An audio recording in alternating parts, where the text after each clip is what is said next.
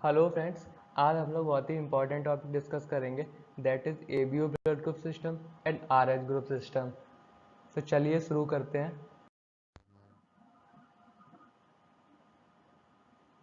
सबसे पहले हम लोग एबीओ ब्लड ग्रुप सिस्टम को जान लेते हैं। तो साइंटिस्ट थे कार्ल लैंडस्टीनर। इन्होंने एबीओ ब्लड ग्रुप सिस्टम को डिस्कवर किया 1901 में। अब किस बेसिस पे किया कि जो आरबीसी है उसकी सरफेस के ऊपर कौन सा एंटीजन या एंटीजेनिक सबस्टेंस प्रेजेंट है, इस बेसिस पे इन्होंने रिकॉग्नाइज किए 4 टाइप्स ऑफ ब्लड ग्रुप्स। ठीक, आपको और थोड़ा इसको सिंपल भाषा में समझा देता हूँ कि आरबीसी की सरफेस के ऊपर अगर एंटीजन ए प्रेजेंट है तो ब्लड ग्रुप ए होगा। अगर आरबीसी की सरफेस के ऊपर एंटीजन बी प्रेजेंट है तो ब्लड ग्रुप बी होगा। अगर आरबीसी की सरफेस के ऊपर ना ही एंटीजन ए प्रेजेंट है और ना ही एंटीजन बी प्रेजेंट है तो ब्लड ग्रुप ओ होगा। अगर ए और बी दोनों ही एंटीजन आरबीसी की सरफेस के ऊपर प्रेजेंट है तो ब्लड ग्रुप ए बी होगा। ठीक, इसी बेसिस पे इन्होंने रिकॉग्नाइज किए 4 टाइप्स ऑफ ब्लड ग्रुप्स। अब हम लोग ये जान लेते हैं कि जो एंटीजन है आखिर वो क्या है। तो आपको एनसीईआरटी में एक बहुत ही सिंपल और साधारण सी डेफिनेशन इसकी लिखी मिल जाएगी, chemicals that can induce immune response. अब इसको थोड़ा आप सिंपल भाषा में समझ लीजिए कि एंटीजन वो सबस्टेंसेस हैं जो बॉडी के इम्यून रिस्पॉन्स को एक्टिवेट करते हैं, या मैं ऐसा बोलूँ, एंटीजन्स वो केमिकल्स हैं जो बॉडी की इम्यूनिटी को एक्टिवेट करते हैं to fight with foreign particles. बात समझ आ रही है?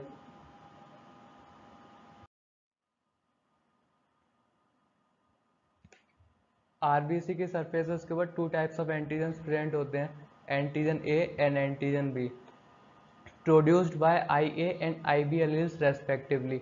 जो एंटीजन ए है वो आई ए एलील के थ्रू प्रोड्यूस होता है और जो एंटीजन बी है वो आई बी एलील के थ्रू प्रोड्यूस होता है। सबसे पहले ये समझ लीजिए कि एंटीजन और एंटीबॉडी कहाँ प्रेजेंट होते हैं। तो जो एंटीजन है वो आरबीसी की सरफेस के ऊपर प्रेजेंट होता है, और वहीं जो एंटीबॉडीज है वो ब्लड प्लाज्मा के अंदर प्रेजेंट होती हैं। एनसीईआरटी का बहुत ही इंपॉर्टेंट टेबल दिया हुआ है जो एबीओ ब्लड ग्रुप को समझने में बहुत ही हेल्पफुल है। तो सबसे पहले इसी को समझते हैं। इसके फर्स्ट रो में ब्लड ग्रुप्स दिए गए हैं, सेकंड रो में एंटीजन्स ऑन आरबीसी दिए गए हैं कि आरबीसी की सरफेस के ऊपर कौन सा एंटीजन प्रेजेंट हो तो उसका ब्लड ग्रुप क्या होगा।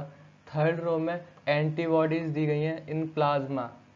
फोर्थ ग्रुप में डोनर्स ग्रुप दिए गए हैं कि किस ब्लड ग्रुप वाले पर्सन को, कौन कौन से ब्लड ग्रुप वाले पर्सन अपना ब्लड डोनेट कर सकते हैं। तो सबसे पहले शुरू करते हैं ब्लड ग्रुप ए से। अगर किसी आरबीसी की सरफेस अगर ब्लड की आरबीसी की सरफेस के ऊपर एंटीजन ए प्रेजेंट है तो ब्लड ग्रुप ए होगा। अगर आरबीसी की सरफेस के ऊपर एंटीजन बी प्रेजेंट है तो ब्लड ग्रुप बी होगा। अगर आरबीसी की सरफेस के ऊपर एंटीजन ए और एंटीजन बी दोनों ही प्रेजेंट है तो ब्लड ग्रुप ए बी होगा। और अगर आरबीसी की सरफेस के ऊपर कोई भी एंटीजन प्रेजेंट नहीं है, ना ही एंटीजन ए प्रेजेंट है ना ही एंटीजन बी प्रेजेंट है, तो ब्लड ग्रुप ओ होगा। इतनी बात समझ आ रही है? अब एंटीबॉडीज इन प्लाज्मा को समझने से पहले हम लोग इसको लैंडस्टीनर रूल इसको समझ लेते हैं। इसमें क्या लिखा हुआ है, if there is an antigen in an individual's RBC the matching antibody will not be present in their plasma.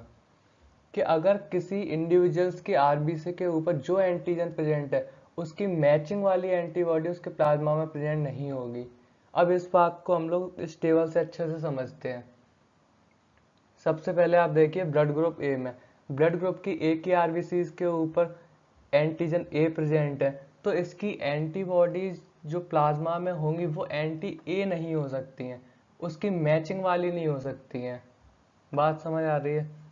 इसी तरह देखते हैं ब्लड ग्रुप बी को, कि जो ब्लड ग्रुप बी है उसकी आरबीसी के सरफेस के ऊपर एंटीजन बी प्रेजेंट है तो उसकी जो एंटीबॉडीज होगी जो उसके प्लाज्मा में वो एंटी बी नहीं हो सकते, उसके मैचिंग वाली उसके अगेंस्ट में होगी, तो एंटी ए प्रेजेंट है। ऐसे ABO ब्लड ग्रुप में एंटीजन ए भी प्रेजेंट होता है ऑन आरबीसी सरफेस, तो एंटीबॉडीज कोई भी प्रेजेंट नहीं होगी। और जो ब्लड ग्रुप O है उसमें कोई भी एंटीजन प्रेजेंट नहीं होता है, तो उसकी antibodies anti A anti B दोनों ही प्रेजेंट होगी। अब यहाँ से क्लियर सी बात एक और समझ आ रही है कि जो O है वो यूनिवर्सल डोनर है, मतलब वो किसी भी पर्सन को, किसी भी ब्लड ग्रुप वाले पर्सन को अपना ब्लड डोनेट तो कर सकता है लेकिन उससे ले नहीं सकता है। और वहीं AB जो ब्लड ग्रुप है वो यूनिवर्सल एक्सेप्टर है, वो सबसे एक्सेप्ट तो कर सकता है ब्लड लेकिन दे नहीं सकता है, केवल AB वाले ही पर्सन को अपना ब्लड ग्रुप डोनेट कर सकता है।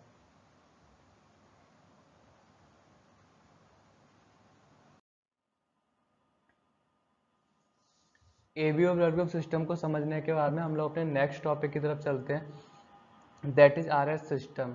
यहाँ पे जो RH है वो सिग्निफाई करता है रीसस को, जो कि एक मंकी से आया है, रीसस मंकी से। तो यहाँ पे पहला पॉइंट दिया गया है, RH antigen similar to one present in rhesus monkey is also observed on surface of RBC of human।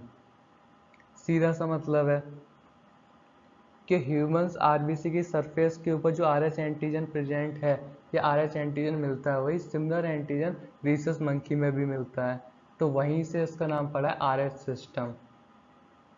Second point को समझिए, अगर किसी आरबीसी की सरफेस के ऊपर RH एंटीजन प्रेजेंट है तो हम लोग उसको बोलेंगे RH पॉजिटिव ब्लड।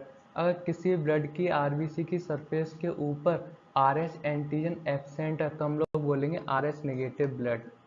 इतना क्लियर है। अब यहाँ पे एक डाटा दिया गया है जो कि इम्पोर्टेंट है कि अप्रॉक्स 80% पॉपुलेशन वर्ल्ड में ऐसी है जो कि RH पॉजिटिव है। कहने का मतलब ये है कि 80% पॉपुलेशन ऐसी है जिसकी आरबीसी की सरफेस के ऊपर RH एंटीजन प्रेजेंट है। क्लियर। अब बात कर लेते हैं ब्लड ट्रांसफ्यूजन की। ब्लड ट्रांसफ्यूजन को करते समय हम लोगों को ब्लड ग्रुप्स को तो मैच करना ही होता है, इसके साथ में RH फैक्टर की मैचिंग करना भी बहुत ही ज़रूरी है। अगर हम लोग RH फैक्टर को मैच नहीं करेंगे तो जो ब्लड ट्रांसफ्यूजन है वो सक्सेसफुल नहीं होगा। इसी RH इनकम्पैटिबिलिटी का हम लोग पहला केस देखते हैं। मान लीजिए डोनर है वो RH पॉजिटिव है और जो एक्सेप्टर है वो RH नेगेटिव है, तो जो फर्स्ट ब्लड ट्रांसफ्यूजन होगा वो कम्प्लीटली सक्सेसफुल होगा। इसका सीधा सा रीजन है, जो ब्लड को एक्सेप्ट कर रहा है वो RH नेगेटिव है, तो शुरू में उसके अंदर RH एंटीजन के लिए कोई भी एंटीबॉडीज नहीं है, लेकिन जब फर्स्ट एक्सपोजर उसका जो हो चुका है जो RH एंटीजन से, तो अब उसमें RH एंटीबॉडीज बनना फॉर्म हो जाएंगे, उसके ब्लड में RH एंटीबॉडीज बन जाएंगी। अगर फ्यूचर में उसको कभी भी ब्लड ट्रांसफ्यूजन होता है तो एक ग्लूटिनेशन ऑफ ब्लड हो जाएगा, मतलब कि clumping of blood, clumping of RBC या डिस्ट्रक्शन ऑफ आरबीसी यहाँ पे हो जाएगा। तो एनसीईआरटी में लाइन दी गई है, so in next blood transfusion agglutination of blood takes place. Clear.